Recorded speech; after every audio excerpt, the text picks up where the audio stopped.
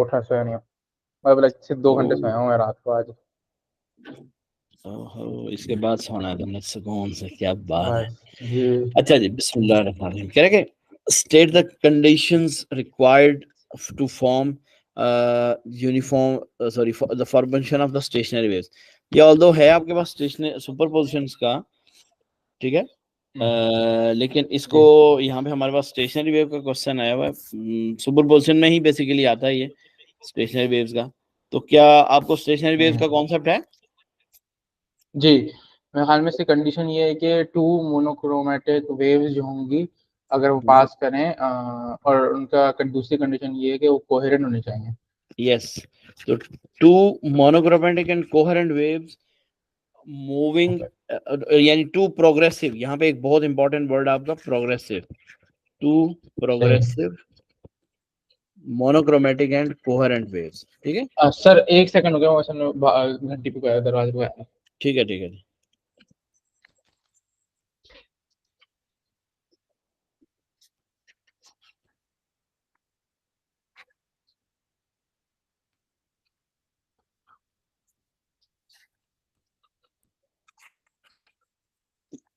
Ji sir.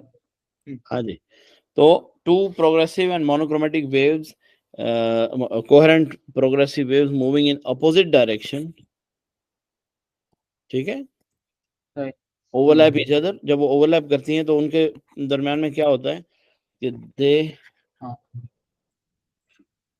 form nodes and antinodes. Are they cause the particles of medium to vibrate? Particles of medium to vibrate in such a way that nodes and antinodes are formed. यहाँ पे से इसकी जगह आप ये भी लिख सकते हो, ये जो मैंने ऊपर लिखा है मूविंग इन अपोजिट डायरेक्शन के बाद डायरेक्ट ये लिख सकते हो, इसका प्रॉब्लम नहीं है, ठीक है। They cause the particles to vibrate की जगह लिख सकते हो for resulting the nodes and antinodes,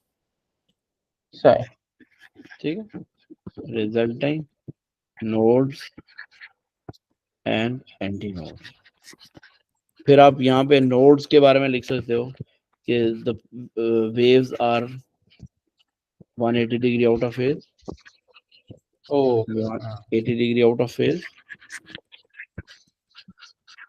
ठीक है। और एंटीनोड्स के बारे में आप लिख सकते हैं कि the waves are in phase, where waves are in phase, waves are in, ये आपके पास आ जाएगा स्टेशनरी वेव फॉर्मेशन। अच्छा, उसके बाद कह रहा है कि a loud speaker is directed by detected loudspeaker is detected by a microphone that is connected to the cathode ray oscilloscope as shown the figure trace on the screen of CRO। ये आपको दिखाया गया है, ठीक है। 1 centimetre के ये 5 square जो है ना, these are equals to 1 square 1 centimetre, ठीक है।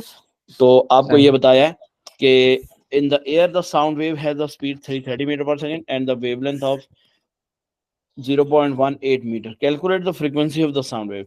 तो आप frequency of sound wave calculate करेंगे, फ्रीक्वेंसी और lambda, yes, v is equals to आप लैम्डा करेंगे, लेकिन फ्रीक्वेंसी लैम्डा सर। अब आपके पास यहाँ से फ्रीक्वेंसी निकल आएगी, फ्रीक्वेंसी आपके पास आ जाएगी कितनी, 330 डिवाइडेड बाय 0.18। तो करें जरा कितना आंसर आएगा, 1800 है तकरीबन। जी सर, 1833। यस, ठीक है। अब उसके बाद आपको बोला है कि आपने टाइम बेस्ड सेटिंग निकालना है किसका, CRO का। तो आप टाइम बेस्ड सेटिंग निकालेंगे ना, तो फॉर टाइम बेस्ड सेटिंग आपने क्या करना है, यस 1/1800 करके आपको सबसे पहले टाइम पीरियड निकालना है। क्या निकालना है हमने, टाइम पीरियड निकालना है, ठीक है। तो आप सबसे पहले टाइम पीरियड पे आइए, तो टाइम पीरियड इज 1/1800। तो 1/1800 आपके पास कितना हो जाएगा, चेक करें जरा। 5.6 मल्टीप्लाई बाय 10 की पावर -4। यस, 5.67 इंटू 10 की पावर -4 हर्ट्ज, ये हमारा हो गया टाइम पीरियड। अब हमने टाइम बेस्ड सेटिंग का आपको मतलब टाइम पीरियड का आपको याद होगा, मैंने एक फॉर्मूला लिखवाया था कि time period is equals to time based setting into length of one wave. Length of one wave. तो लेंथ ऑफ वन वेव निकालना यहाँ पे बस एक है आपके लिए प्रॉब्लम, बाकी आपके लिए सारा होगा। 5.67 into 10⁻⁻14 is equals to time based setting into length of one wave. देखिए कितने, ये टोटल आपके पास कितने सेंटीमीटर हैं जी, from this point to this point. If I count तो ये आपके पास 1 2 3 4 5, 1 2 3 4 5, 1 2 3 4 5, 1 2 सर ये 3 वन एंड 4। हाफ वेव नहीं होगा? हाँ 1.5 वेव है, लेकिन कितने सेंटीमीटर में है वो हमें देखना है ना। ओके, सही सही, ठीक है, बात समझ आई। बिल्कुल। तो इसमें आप यूं समझ लो, ऐसे कर लेते हैं, ज्यादा इसकी जरूरत नहीं है। ये जो डार्क लाइंस है ना, हम्म ये एक डार्क लाइन है, उसके बाद आपके पास ये एक डार्क लाइन है, उसके बाद आपके पास ये एक डार्क लाइन है, उसके बाद ये एक डार्क लाइन है, उसके बाद ये है, और उसके बाद ये। तो ये नहीं, ये कोई गलत हो गया। 1 2 3 4 5 6 7 8 9 10, 1 2 3 4 5 6 7 8 9 10, ये 1 2 3 4 5 6 7 8 9 10, हाँ ये। ओके गुड, खराब हो गई गेम। 1 2 3 4 5 6 7 8 9 10, ये ठीक है। और फिर बस ये हम्म 1 2 3 4 5 6 7 8 9 10, हाँ सही है। तो ये 10 का मतलब ये आपके पास कितने हैं, अगर आप देखें तो आपके पास डबल, यानी 2 सेंटीमीटर ये हो गए, दो ये हो गए, तो ये हम्म, दो दो 4 हो गए, ये 6 हो गए, और ये 8 सेंटीमीटर। तो इसका मतलब आठ आठ आठ सेंटीमीटर में 1.5 वेव है। तो 8 डिवाइडेड बाई 1.5 करेंगे तो आपको क्या आंसर आएगा। 1.5, 5.33। 5.33 सेंटीमीटर, ये आपके पास एक वेव की लेंथ है। ठीक है, तो अब आप सही। डायरेक्ट यहाँ पे पुट करें 5.33, यहाँ से टाइम बेस निकाल लें। ओके,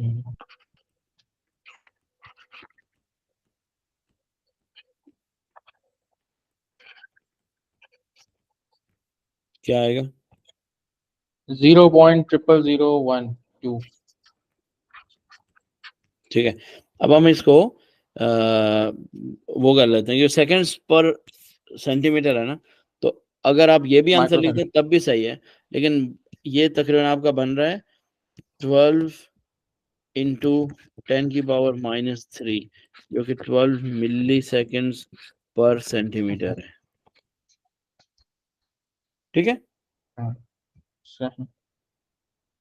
ठीक ना। तो आप इसको, ये वाला आंसर ज्यादा सूटेबल है हमारे पास, कि 12 × 10⁻³ सेकेंड्स पर सेंटीमीटर।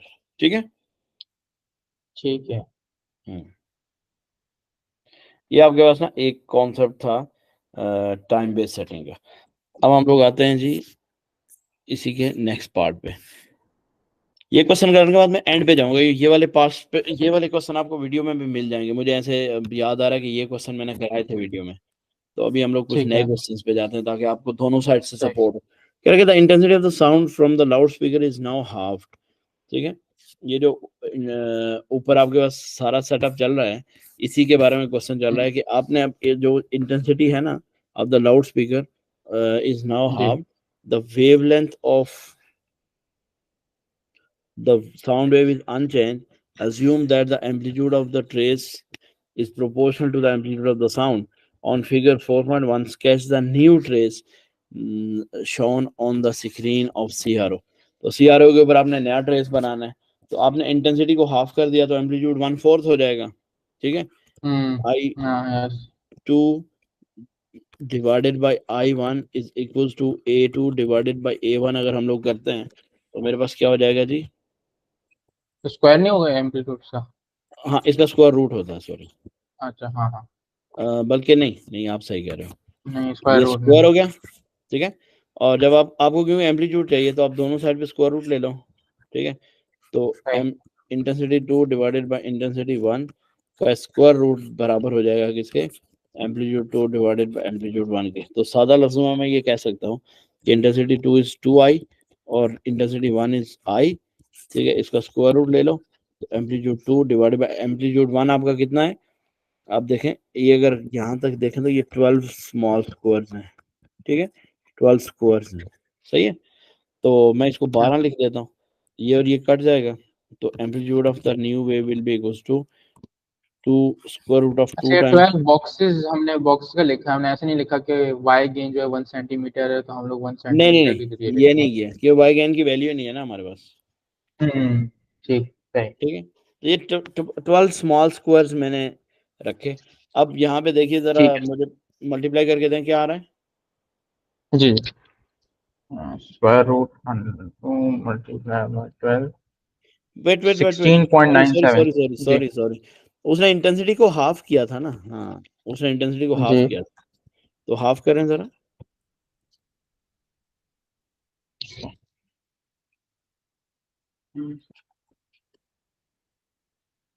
8.5। यस 8.5।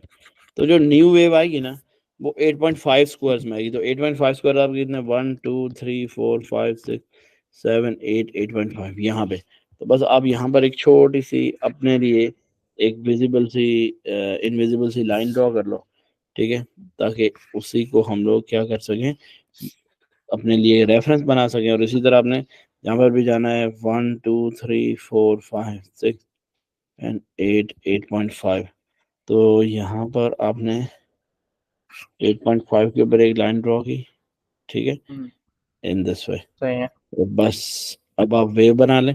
वेव कैसे बनानी है, वेव की पीक्स इसको टच करनी चाहिए, ठीक है। सही। और उसने बोला फ्रीक्वेंसी नहीं चेंज हुई ना, तो आपने हाँ तो इस बिल्कुल। वेव को आके यहीं पे कंप्लीट करना है। सही। ये गेम है इसकी सारी। ठीक है। सही है। सही हो गया, बात समझ आई। बिल्कुल समझ आ गया।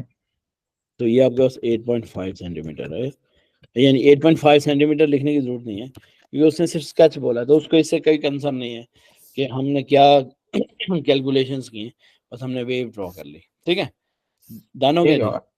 अच्छा, अब यस। उसके बाद यही क्वेश्चन हमारा कंटिन्यू है, 12 नंबर का क्वेश्चन था, पार्ट सी में वो कह रहा है a loudspeaker in B is held above the vertical tube of liquid as shown in the figure। ठीक है, उसने लाउड स्पीकर को एक वर्टिकल ट्यूब के ऊपर रखा, और अब उसके बाद उसने ये देखा कि आपके पास जो लेवल्स है ना, पहले पानी पूरा भरा हुआ था इसमें ट्यूब में, ठीक है, लिक्विड फिल्ड था। सही। अब इसने ड्रेन किया, और ड्रेन करते करते पहले लेवल ए पे इसको एक लाउड साउंड सुनाई दी, यानी वाटर जब लेवल ए पे था ना, तो तब उसको एक लाउड साउंड सुनाई जी। दी।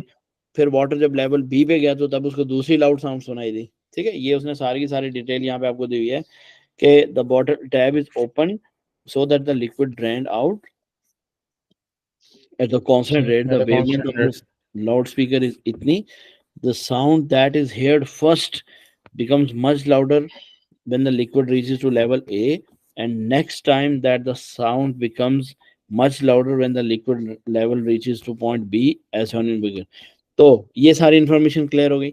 तो मतलब कहने का कि जी। आपको पहली दफा यहाँ पे एक स्टेशनरी वेव इस तरह मिली होगी, जाहिर सी बात है, ठीक है, हम्म। क्योंकि यहाँ पे अगर यस। वाटर यहाँ तक है तो रिफ्लेक्शन हुई होगी, तो बस पानी की सरफेस यहाँ तक है। फिर अगली आपको जो वाटर वेव है यानी जो साउंड वेव है वो मिली होगी ऐसे, क्योंकि जहाँ पे रिफ्लेक्शन होती है वहां पे तो नोड होनी चाहिए। तो मेरे पास सही सही। इस मैकेनिज्म को देखते हुए ये पता चल सकता है कि ये जो लेवल ए और लेवल बी के बीच का जो गैप है ना, ये वाला, ठीक है, that is one lambda two. By 2, 1/2 lambda या लेमडा बाय 2। बस ये हमने इंफॉर्मेशन इस पे से कलेक्ट कर ली। अब जाते हैं इंफॉर्मेशन इस पे। उसने बोला calculate the vertical distance between level A and level B. Vertical distance हमारे पास किसके बराबर है, vertical distance is equals to vertical distance is equals to lambda by 2, और तो लेमडा आपके पास है जी 0.18 डिवाइडेड बाय 2, तो इट वुड बी 0.09 मीटर या सेंटीमीटर मीटर। ठीक हो गया। ठीक है, फिर वो बोला कि on figure 4.3 label with the letter node and position of the end node on the stationary wave that is formed either at the formed in the air column when the liquid surface is at level B. तो हम already बना चुके हैं, तो ये आपके पास node है, हाँ, एक मिनट, एक ही ए नोड पर ये भी नोड हो गया और ये एंटी और नोड, उसमें एंटीडोट। ठीक है। और यहाँ पे आप ऐसे डॉट डॉट लगा के इसको एक एंटी नोड बना सकते। एंटीडोट सही है। अच्छा, उसके बाद उसने बोला ये क्वेश्चन काफी ट्रिकी है, ये जो पार्ट है इसका, the mass of the liquid leaving the tube per unit time is 6.7 grams per centigrade per second. एक सेकंड में 6.7 ग्राम वहां से एग्जिट कर रहा है. The tube has an internal cross section of 13 square centimeter. The density of the liquid is 0.79 grams per cubic centimeter. Calculate the time taken for the liquid to move down from level A to level B. अब इस question में कमाल ये है कि आपके पास उसने एक ट्यूब शो की हुई है और उसने बोला है कि आपके पास इस ट्यूब का जो ये वाला पॉइंट में इसको मान लेता हूँ लेवल ए, इसको मान लेता हूँ लेवल बी, ठीक है। उसने आपको इंटरनल का क्रॉस सेक्शन एरिया दे दिया ये, तो ये आपके पास है। आपने लेवल ए से लेवल बी तक की लेंथ फाइंड कर ली। अगर ये दोनों चीजें आपके पास हैं तो क्या आप वॉल्यूम फाइंड कर सकते हैं इस वॉल्यूम। यस। गुड हो गया। अगर आप वॉल्यूम फाइंड कर सकते हैं, आपके पास डेंसिटी गिवन है, तो density is equal to mass times volume किया जा सकता है, और यहाँ से आपके पास मास आ जाएगी density divided by mass volume. Over volume होगा मेरा ख्याल हाँ sorry, density is equal to mass over volume, और मास इज इक्वल है। टू सही है। Density into volume. अब अगर हमें ये सारी इंफॉर्मेशन मिल जाती है तो मास आ जाएगी, और अगर हमें ये पता चल जाए कि एक सेकंड में 6.7 ग्राम रिलीज हो रही है, तो टोटल मास अगर हमें मिल जाती है तो हमें तो टाइम बिल्कुल ऐसे ही मिल जाएगा बगैर किसी प्रॉब्लम के, ठीक है। तो आपने सबसे पहले मास कैलकुलेट करना है, टोटल मास, इसको मैं टोटल मास लिख देता हूँ, density of the liquid into base area of the tube into length between A B. तो डेंसिटी आपके पास कितनी है जी, 0.79, 0.79। एरिया इज 13, सारा कुछ उसमें है। 13 सेंटीमीटर, हाँ सही है, सही है, हाँ, हाँ सेंटीमीटर तो ठीक है। मैं ग्राम्स में जा रहा हूँ ना, तो हम्म, जो लेंथ थी ना वो 0.9 मीटर थी, 0.9 मीटर 0.9। तकरीबन कितना होता है, 9 सेंटीमीटर होता है। तो ये अच्छा, सारा कुछ आपने किसमें, छोटे यूनिट्स में कन्वर्ट कर लिया। तो मैथ्स निकालिए जरा ठीक है। ग्राम्स में। 0.79 मल्टीप्लाई 13.9, यहाँ के 92.4 ग्राम्स। 92.4 ग्राम। 4। यस, अब इसका मतलब ये हुआ कि आपके पास ये मैथ आ गई। अब आपने देखना है कि फ्लो रेट क्या है। फ्लो रेट का मतलब है कि आपके पास कितनी मैथ पर सेकंड एग्जिट हो रही है, that is 6 6.7 grams per second. तो इसका मतलब ये हुआ कि total mass is equals to mass per second, यानी mass per unit time into total time. ये फॉर्मूला देखें हम जरा लोग समझ। इसमें क्रॉस मल्टीप्लाई करेंगे, मतलब क्रॉस मल्टीप्लिकेशन करेंगे ना, कि यार 6.7 ग्राम पर सेकंड लगता है, तो अब कितना 92.4 कितने ग्राम, हाँ कितना बिल्कुल सेकंड में ऐसे ही होगा। है। तो टोटल मैथ सही। आपकी 92.4 है, और मैथ फ्लो यानी मैथ पर सेकंड आपकी 6.70 ग्राम है। तो टोटल टाइम आप निकाल लें यहाँ से। सही। डिवाइड बाय 6.7, हम्म 13.8। या 13.8 का मतलब 14 सेकेंड ऑलमोस्ट, सही 13.8। तो आप इसको करेंगे 14 सेकेंड्स, ठीक हो गया। सही सही है। ये आपके पास बहुत 12 बढ़िया। मार्क्स का एक क्वेश्चन था, जो कि एक अच्छा क्वेश्चन बना हुआ था। इसमें काफी सारे कॉन्सेप्ट्स ब्लेंड थे, और उसके बाद हम लोग इस काबिल हुए कि इसको हम लोग एड्रेस कर सकें। सही है, यहाँ तक बात समझ आ गई। सही है सर। जी ओके सर, गुड। हाँ। अच्छा, उसके बाद आपके पास ये है, मेरा ख्याल है ये वाला क्वेश्चन नहीं मैंने उसमें एड्रेस किया हुआ, प्रोबेबली हाँ ये वाला रहता है। अच्छा, अब आते हैं इसके ऊपर। State the difference between stationary wave and progressive wave in terms of the energy transfer along the wave. तो stationary wave and transfer wave में एनर्जी ट्रांसफर का क्या प्रॉब्लम होता है कि no net energy transfer in stationary wave. ठीक है, अब याद यस, रखना, no net energy transfer takes place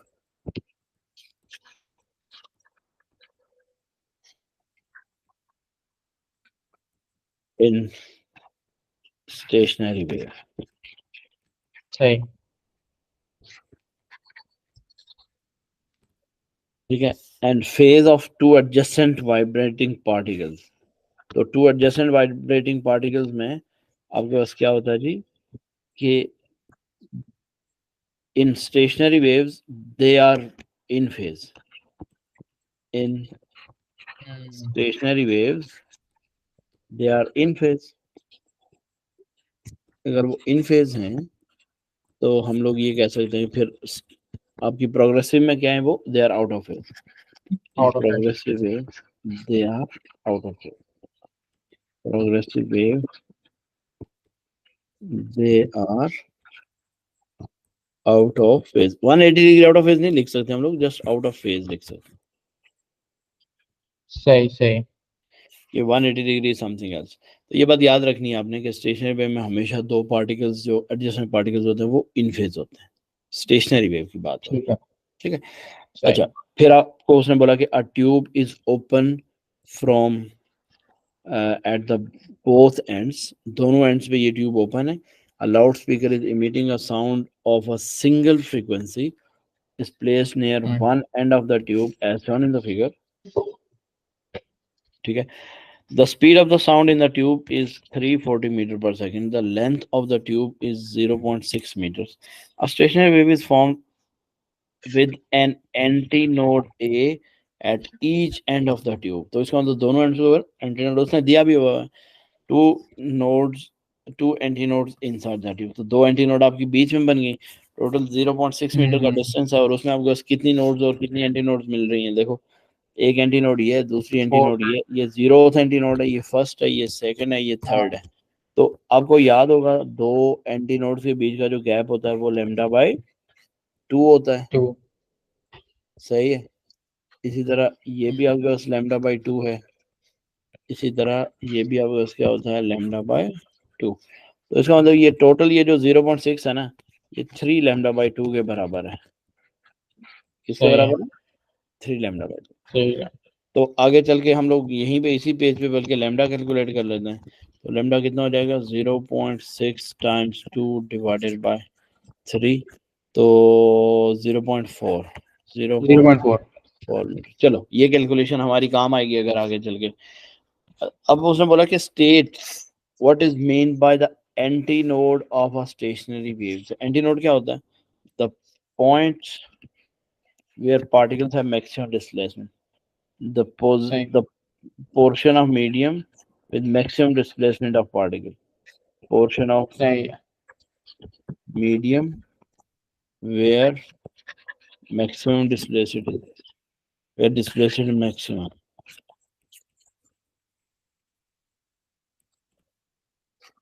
displacement is maximum. The state the distance between a node and adjacent any node. उसने हमसे कुछ और पूछा है। उसने ये नहीं पूछा दो एंटी नोड के बीच का गैप, उसने बोला है नोड और एंटी नोड के बीच का गैप बोला है। तो आपको एक्चुअली क्या निकालना है, लेमडा बाय 4 निकालना है। 2 का और 2 हाफ, उसका भी हाफ। यस, लेमडा बाय 2 का हाफ मतलब बोले तो लेमडा बाय 4। ठीक है, तो सही वेवलेंथ सही। हमें उसने दी हुई है 0 वेवलेंथ नहीं दी हुई, बल्कि वेवलेंथ हमने कैलकुलेट कर हमने ली थी। ढूंढ ली। ठीक है, 0.4 मीटर। तो 4। हम क्योंकि ऑलरेडी कैलकुलेट कर चुके हैं, तो that will be lambda by 4 it is equal to 0.4 divided by 4, ये पढ़ो। 0.1 मीटर। ठीक है, अब उसने बोला सही है। Determine the sound for the sound wavelength. अब उसने वेवलेंथ कैलकुलेट करने का बोला है। तो इसका मतलब ये हुआ कि हमें यहाँ पर ना एक और कॉन्सेप्ट से जाना चाहिए वेवलेंथ अगर आपकी बाद में कैलकुलेट हो रही है तो हमें ये देखना चाहिए कि कितने क्वार्टर लैम्डाज आ रहे हैं इस पूरे गैप में। ठीक है, 6 इज इक्वल टू,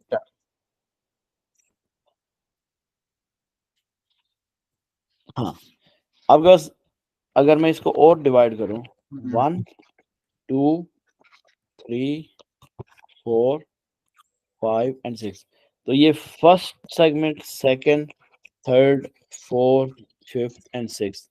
तो इसका मतलब ये डिस्टेंस हमसे वो मांग रहा है between node, anti node and node. ठीक है, यहाँ पे सारी की सारी आपके पास नोड्स होंगी, यहाँ पे आपके पास नोड्स होंगी। तो आपने ये देखना है कि दैट इज, इसीलिए एक नंबर दिया हुआ उसने ना, 0.6 divided by 6, that will be equal to 0.1। हाँ ठीक है। ठीक है, 0.1 मीटर। अब प्रॉब्लम है वेवलेंथ का। हमें ये पता है कि जो वेवलेंथ है that lambda by 4 is equals to 0.1 metre. ये भी मैं कह सकता हूँ ना, क्योंकि ये जो डिस्टेंस है ये एक्चुअली यस तो लेमडा बाय 4 है, तो that is equals to lambda is equals to 0.4 metre. ठीक है, सही सही। या आप कर सकते हो कि आपके पास there are 3 lambda by 2 are equals to 0.6 metre. तो लेमडा आपके पास किसके बराबर हो गया, 0.6 टाइम्स 2 डिवाइडेड बाय 3, तो which is equals to 0.4 metre. तो फोर। इससे भी आपके पास 0.4 मीटर है। हाँ ठीक है, ये बात क्लियर हो गई। सही। अब हमसे बोला उसने फ्रीक्वेंसी निकाले, तो अब तो प्रॉब्लम नहीं है। Frequency is equal to speed divided by lambda. तो 330 उसने स्पीड दी हुई है और वेवलेंथ आपने पॉइंट निकाल ली 0.4, तो ये होगा फ्रीक्वेंसी आ गई 0.4 हो गया, 825 हर्ट्ज। 825 हर्ट्ज। अब बोला कि determine the minimum frequency of the sound from the loud speaker that produces a stationary wave in the tube. तो आपको वो मिनिमम फ्रीक्वेंसी निकालनी है जो साउंड प्रोड्यूस करने के लिए रिक्वायर्ड है। ठीक है, तो आपके पास यहाँ पे कितने हार्मोनिक्स प्रोड्यूस हो रहे हैं देखें। देखो, लूप्स देख लेते मैं हैं भूल गया तो, हार्मोनिक्स के बारे में। हाँ, तो हमारे पास अगर मैं इसको डायग्राम बनाऊं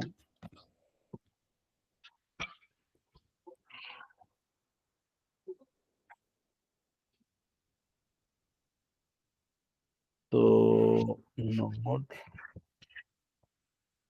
जैसे, और फिर आप ऐसे ये, तो इसका मतलब ये है कि मेरे पास जो लूप्स जनरेट हो रही है ना, दे आर,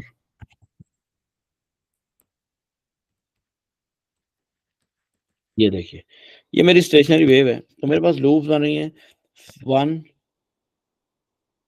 यानी ये उसका फर्स्ट लूप है, ये उसका सेकंड है, ये उसका थर्ड है, ये फोर्थ है, ये फिफ्थ, सिक्स हार्मोनिक्स हैं यहाँ पे। कितने, 6 लेमडा बाई 4। 6 एक्चुअली एक लेमडा बाई 4 आपका एक हार्मोनिक है, ये दूसरा हार्मोनिक हो गया, सही ये है। तीसरा हार्मोनिक हो गया, ये चौथा, ये पांचवा और ये छठा।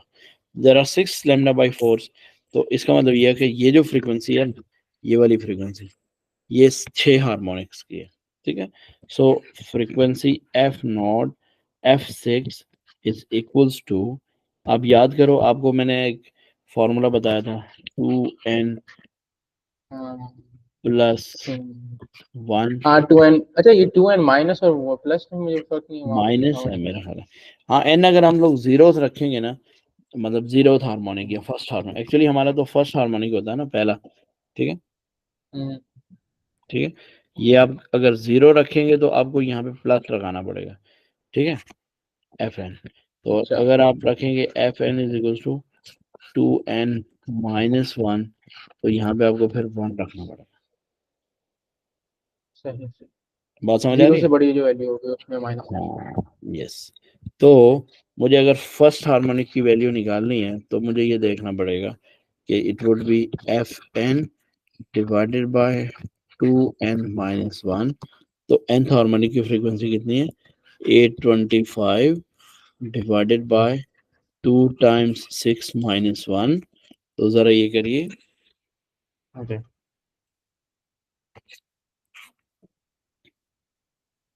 75। यस, ठीक है। ये काफी ट्रिकी पार्ट है सही। इसका, इसके लिए इसको हम्म। याद रखना है।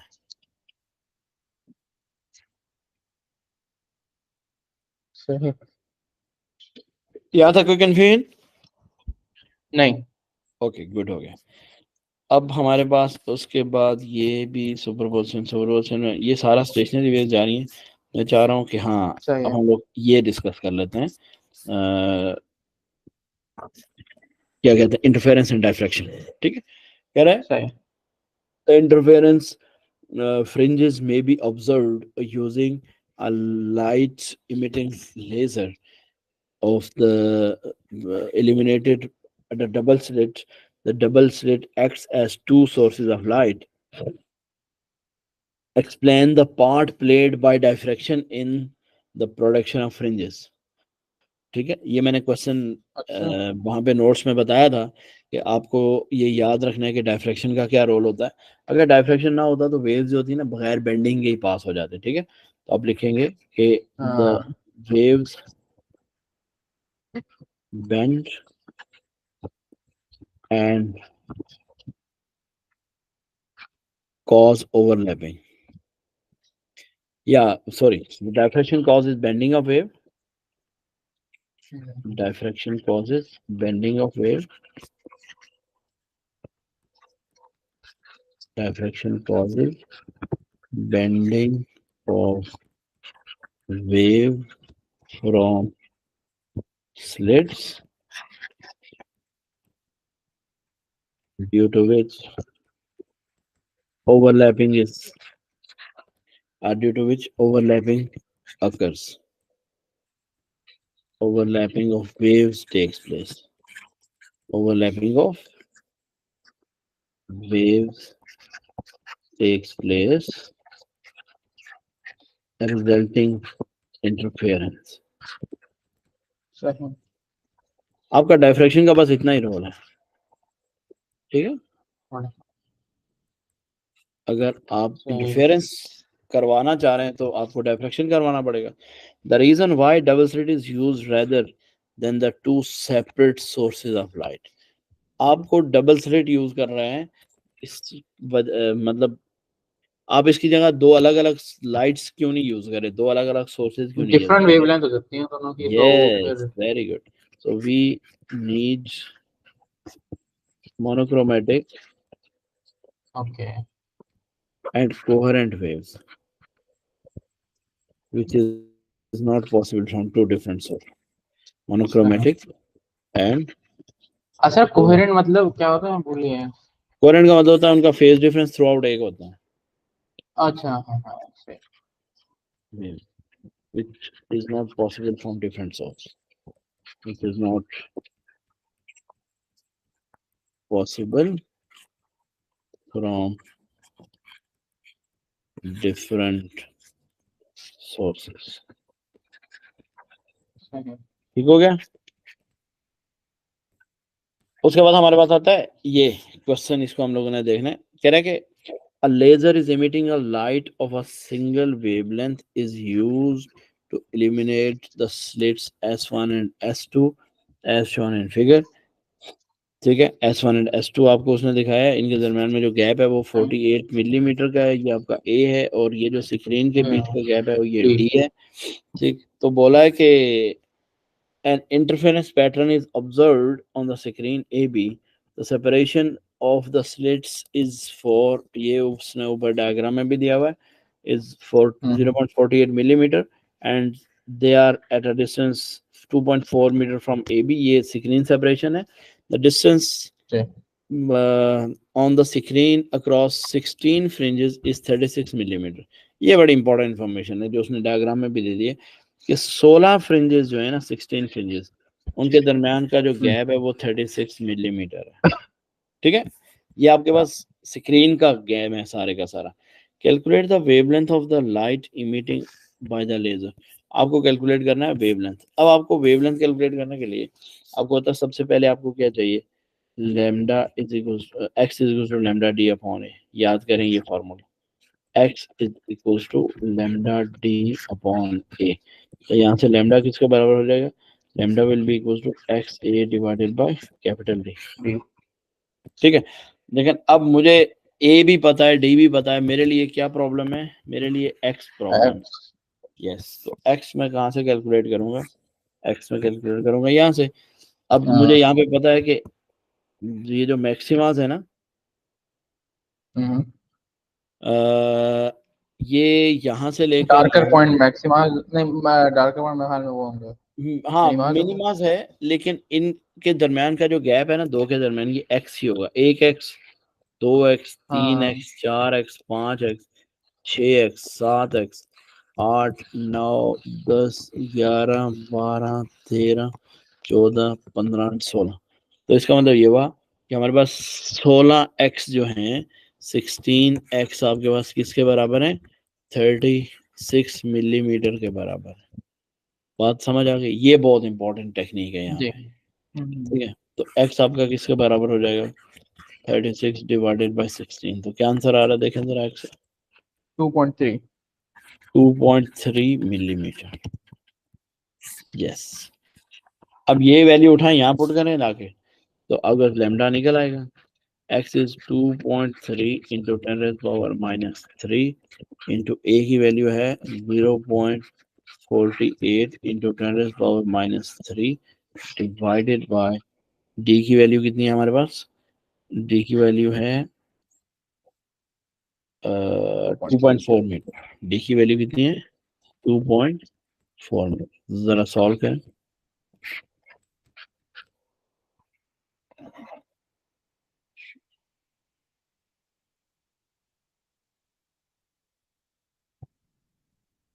Four 4.6 multiply by 10⁻⁻6।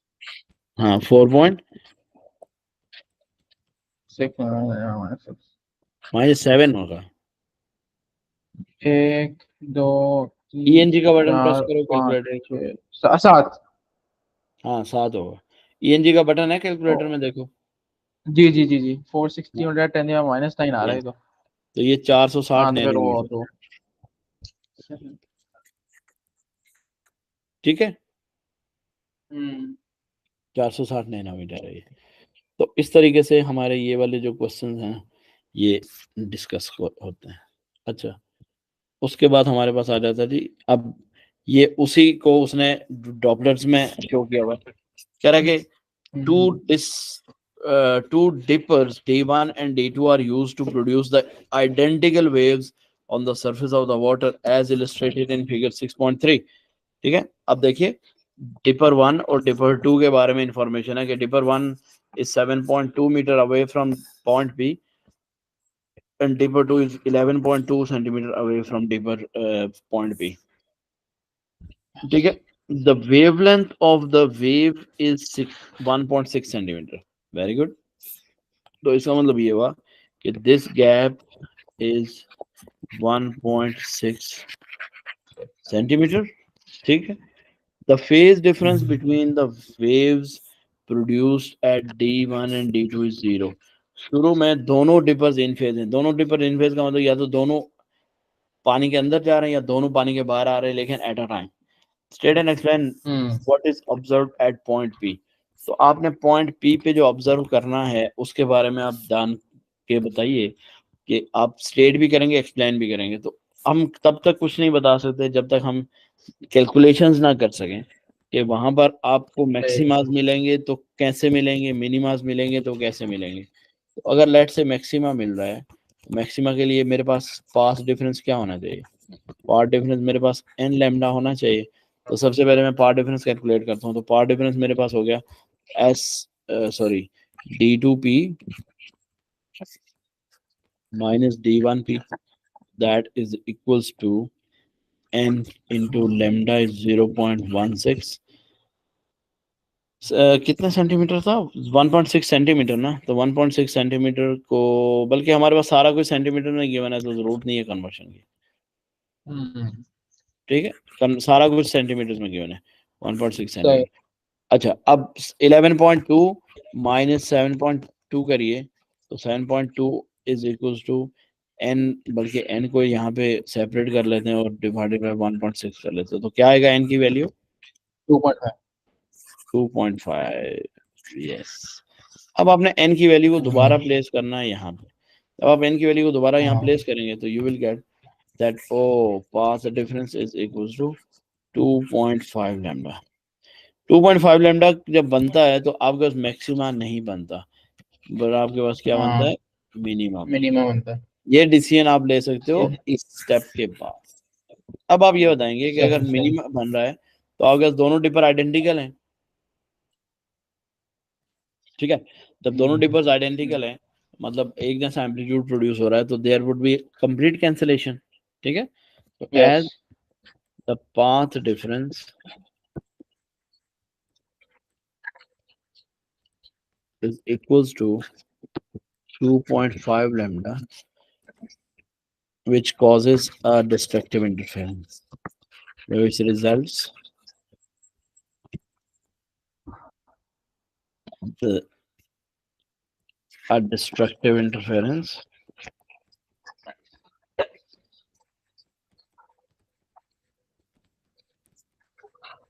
ठीक है, सही as सही। two dippers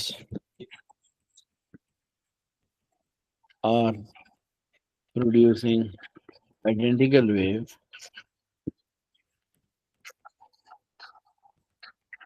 identical मतलब same amplitude same. wave, so due to complete cancellation there would be no displacement at all, so सही। resultant displacement will be zero, resultant displacement is zero, so no movement is observed at point B, no movement of particles at P, ठीक है? बात समझ आ गई? बिल्कुल समझ में आ गई। यहाँ पर आप एक और रेफरेंस भी दे सकते हो, the part difference 2.5 lambda which refers that phase difference is 180, which is the waves are 180 degree out of phase, which is waves are 180 अच्छा। degree हाँ, out of phase, ठीक होगा। ठीक है? डन जी। अब उसने बोला जी। State and explain the effect on the answer, आपने जो आंसर लिखा, to the operators is changed so that separately, आपका ऑपरेटर्स इन दो चेंजेस, ये ऑपरेटर्स में हमने ये दो चेंजेस की सेपरेटली, तो आप बताइए कि क्या फर्क पड़ेगा आउटपुट पे, आपके आंसर पे क्या फर्क पड़ेगा? सबसे पहला उसने बोला कि phase difference between the waves at D1 and D2 is 180 degree out of phase. मैंने अपने नोट्स में एक चीज दिखाई थी कि जब आपके पास सोर्स ही 180 डिग्री आउट ऑफ फेज हो जाए तो जो मैक्सिमस बनने वाली जगह होती है वहां मिनिमस बनते हैं, और जो मिनिमस वाली होती है वहां पे मैक्सिमा। हाँ यस। ठीक है ठीक ठीक है। Now the wave at point P would be in phase. The waves at point P will become in phase.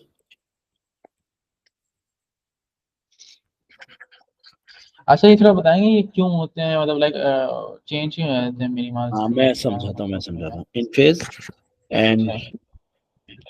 constructive interference results enhance in resultant displacement will be double. And constructive interference occurs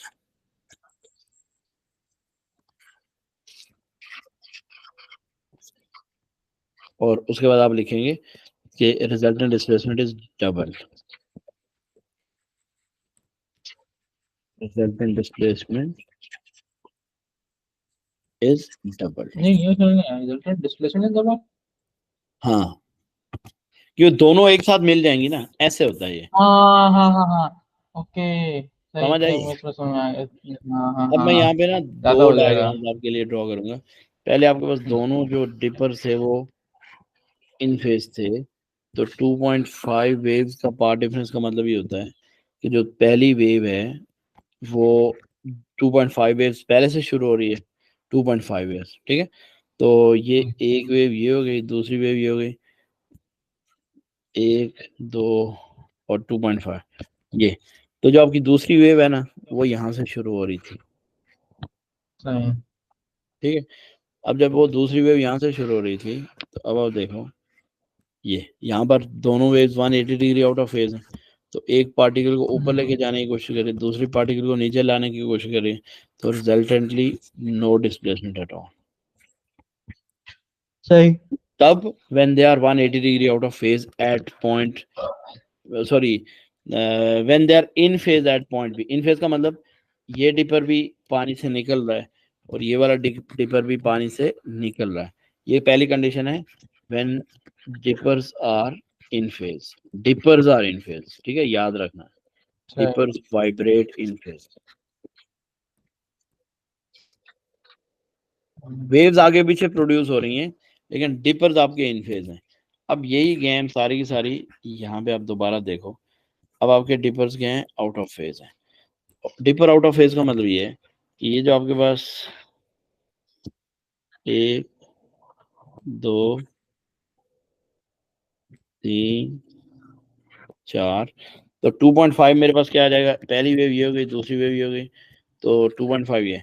अब ये dipper ऊपर जा रहा था, ठीक, start में, और जो आपका डिपर है ना दूसरे वाला, यानी यस। दूसरा डिपर, हाँ, वो डिपर उस जी। टाइम पे नीचे जा रहा था, ठीक है। ये देखो, ये नजर आ रहा है 2.5 के बाद, ये यस। देखो, अब ये इन फेज हो गए। हाँ सही, आई गेट द आइडिया, सही। बात तो समझ आ डबल गई। हो जाएगा डिस्प्लेसमेंट, हाँ, प्लस हो तो जाएगा, अब ये यस। दोनों का डिस्टेंस, ये भी पार्टिकल को ऊपर को पुश कर रहा है, ये भी पार्टिकल को ऊपर को पुश कर रहा है, तो एज अ रिजल्टेंट आपका दोनों का जो डिस्प्लेसमेंट क्या हो जाएगा, एड अप हो जाएगा, और रिजल्टेंट डिस्प्लेसमेंट आपका क्या बन जाएगा जी, डबल हो जाएगा।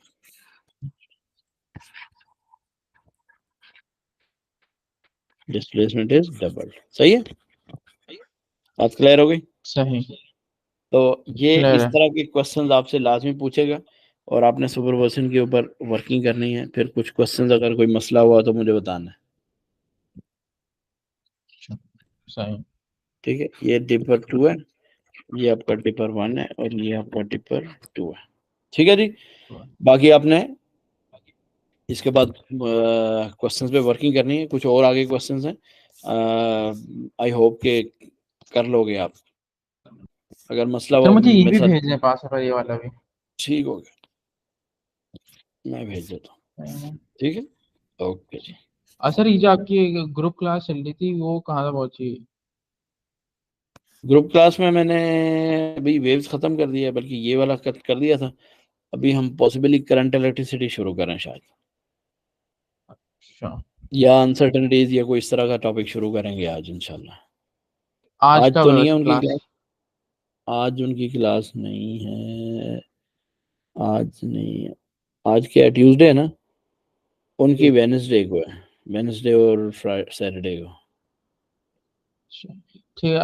अच्छा मैं देखता हूँ, अगर वो कोई क्लास क्लास ना हो रही तो मैं ज्वाइन कर लूँ।